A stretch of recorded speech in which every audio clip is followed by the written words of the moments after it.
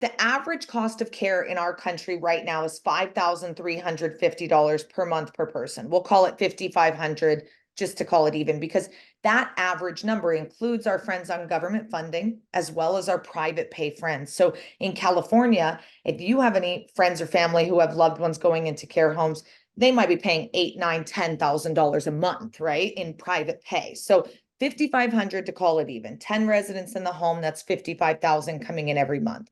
Your mortgage on that, $1 million plus home might run you about 10 grand a month. How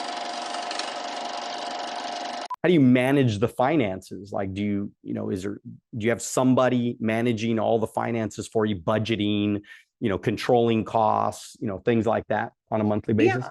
Yeah, the administrator who's in the home will give them certain limitations, right? So when they first start, maybe it's like, hey, whatever you need to buy under $500, go do your thing.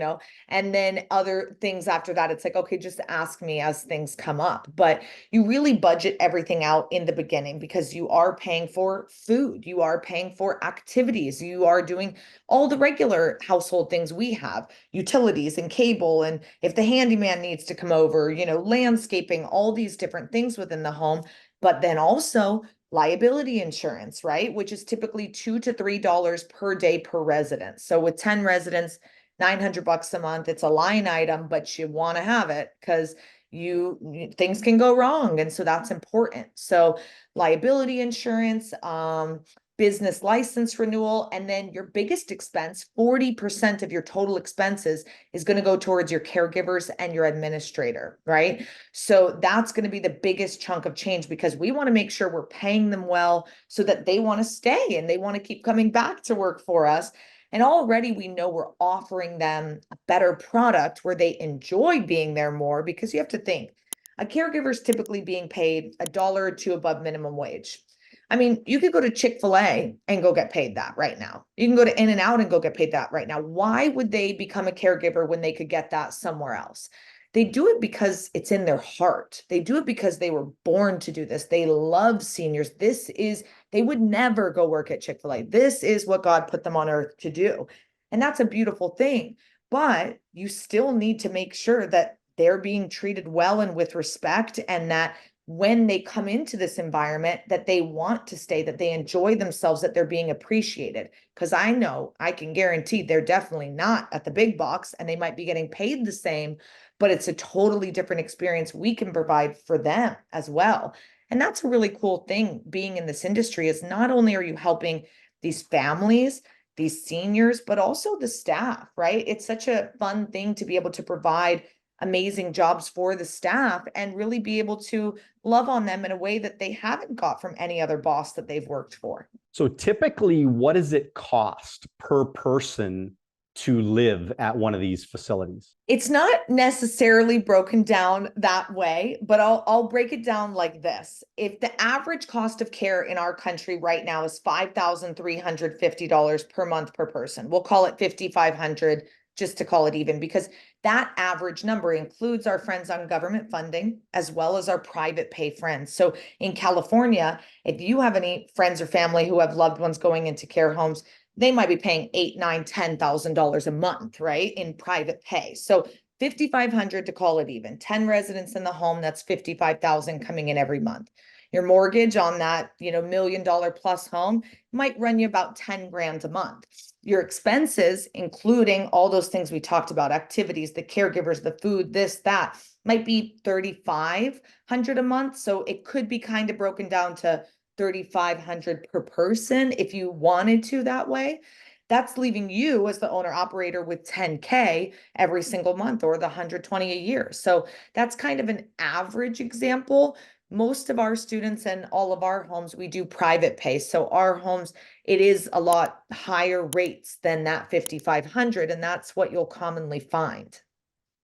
But you're trying to be a little bit conservative for us in your numbers. Is that what Trying to you're be trying to say? conservative. Yes. Okay, all right, yeah. Yes. You don't want anybody to accuse you of like marketing a get rich quick scheme or anything like that. No, You know, I could tell, Isabelle. I mean, you got a good heart for sure. I mean, I can read people pretty well. I mean, you got a lot of, like, you're trying to do what's right, yes. and and you're being blessed for that. I think that's a cool thing, right? I mean, you're providing a solution that is definitely needed right now. There's a lot of people that are going. I mean, my grandmother, she's now, thank God, she's been, hanging with us for a long time. I mean, she's 94, but now she's got somebody that's basically living with her in her own home. And so, but she was able to do that just because, her house was paid off and all, and whatever. But the bottom line is that I see it,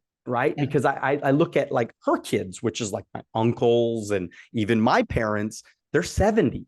Yep. So, when you get to 80 and 85 and, you don't know what's going to happen. So for sure, I mean, this is, another reminder why we need to take care of our freaking health, right?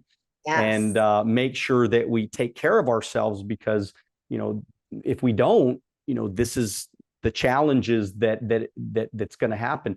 But I mean, with 300 million plus people in America, you just take a small percentage of that need, facilities. I think they say that, 50% of everybody's going to need long-term care at some point anyways. So, yeah, I mean, 70%.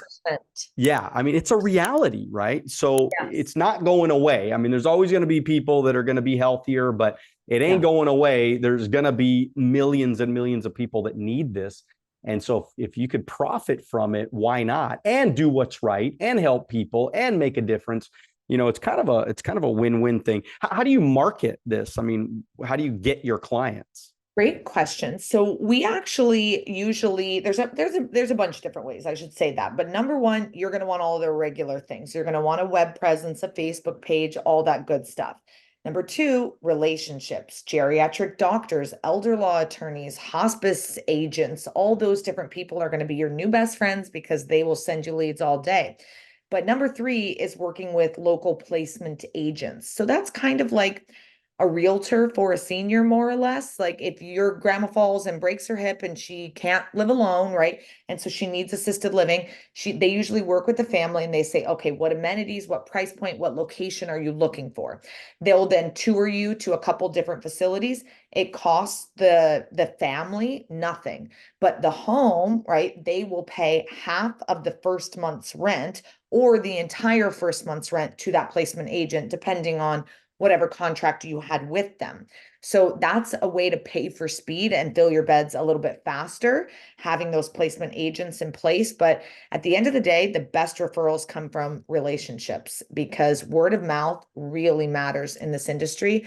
And with 10 beds, it's not the same as filling a big box facility that has 250 beds, right? They've got these massive marketing dollars and all this stuff going on, billboards and commercials and this and that. We don't need that. We need 10 seniors. The average stay is 3.5 years. So your turnover, you do have turnover, but it's not as insane as you might think. And what's weird is this, actually, this is a fun fact. The less expensive that the home is, meaning our friends who are on government funding in homes, the shorter their stay is. The more expensive, the higher their stay. I think that comes down to the fact that someone who doesn't have a lot of money and they need assisted living, they're going to wait till the absolute last second to go in. And now they pass pretty quickly within the home. But someone who has money and they're chilling, they're like, oh, let's go in. Sure. Like maybe they even do what your grandmother's doing. Hey, let me get in-home care, or let me move to an independent community, all those different things, because money isn't an issue. So they go sooner, they choose something nicer, and they kind of stay there longer. So it's really interesting because when people come to us and they say they want to get started in this industry, but they want to start with low-end homes, there are things to note, right? There's less profit to be had, but also your seniors turn over a lot more. And to me, if you can have a higher end home where you're cash flowing better, you can use that profit to go do whatever you want. Maybe it's buying, a car, a boat, or whatever. Maybe it is giving back to less fortunate seniors who need that care and assistance. So, the do good, do well concept can be used in so many different ways. If you like this video and you want to watch another one, click right here. If you want to watch the entire podcast, click right here.